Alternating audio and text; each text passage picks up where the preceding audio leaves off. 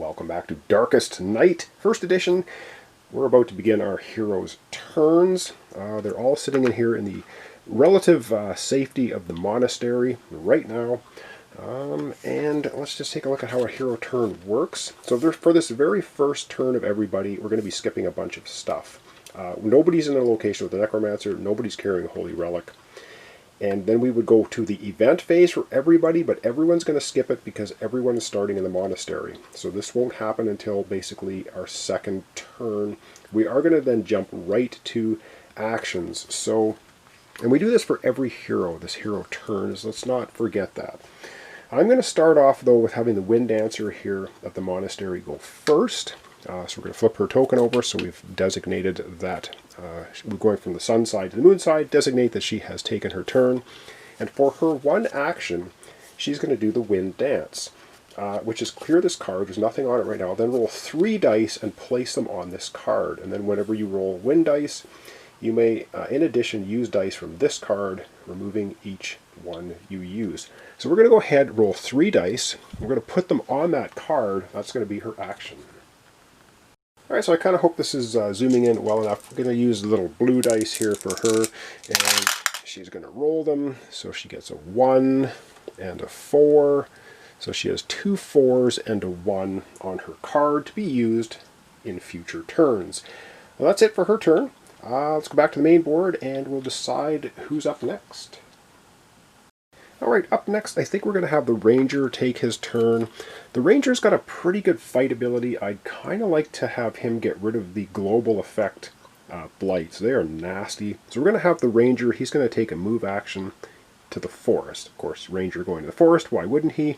The Stigma, of course, is adding -2 default to everybody's grace, which is really not great.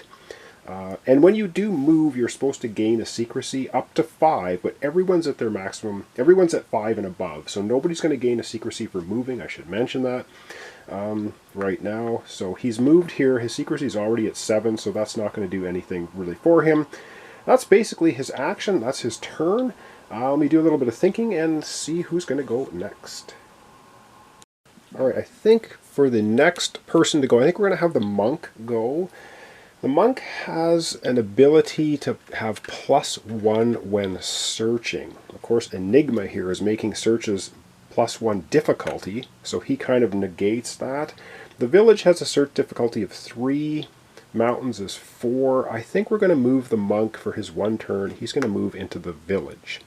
There's Corruption in the Village, which is exhaust all powers. There's no attack. Oh, I should mention too, of course, at the end of your turn you look for any blights that do things to you. The Enigma does nothing to you. It doesn't attack you, it's just there.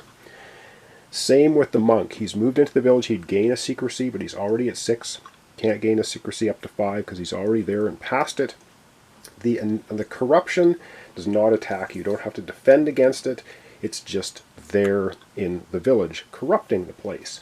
Alright, that was it. The last player we have is the Scout. So we're going to have the Scout take her turn. Now she has an action. She could exhaust to move twice and gain 2 secrecy, but I don't know if I want her to do that. I mean, she could get all the way to the castle, but she doesn't have a +1 in any way to take out the Void. The Monk does. He can use his Chi and try and get +1 rolling dice to attack. So he might be able to take out the Void. Not sure. Alright, so for our Scout then, I think the Scout, what does Terror do? Not a lot. I think the Scout, wow, I don't know what I want to do with the Scout. I almost want to send the Scout to the Village too, but let me think about this and come right back with a decision. I think we are actually going to take a move action. We are going to move the Scout to the Village with our Monk. Once again, after you move, you get a secrecy. She's already at 7. You only get secrecy up to 5, so she's way past that. And again, the Blight here doesn't do anything. So it doesn't attack anyone. So the Stigma, the only ones that would attack us, I do think Terror actually, when you go here, the Terror has an effect. It will cause you to roll +1 die, and you have to exhaust a power. So you basically get terrified to go to the mountains and the wraiths here. So if they got a gold border, they actually, I believe, do something. Well, maybe not. I'm going to have to check the terror. Let me just check the terror to make sure I'm getting that one correct, because they all have different effects. And where is the terror? Okay, there's the terror right there. It just says, heroes at this location roll +1 die on all rolls, but discard the highest. Okay, so it doesn't actively attack you. It's just, and whenever you try to roll dice for anything, you have to roll an extra one and discard the highest one. Okay, that's what happens there. All right. So basically, everyone has done everything. So the corruption does nothing to our scout. Now we go into the Necromancer Turn, which is, of course, very fun. So Necromancer Turn is this here.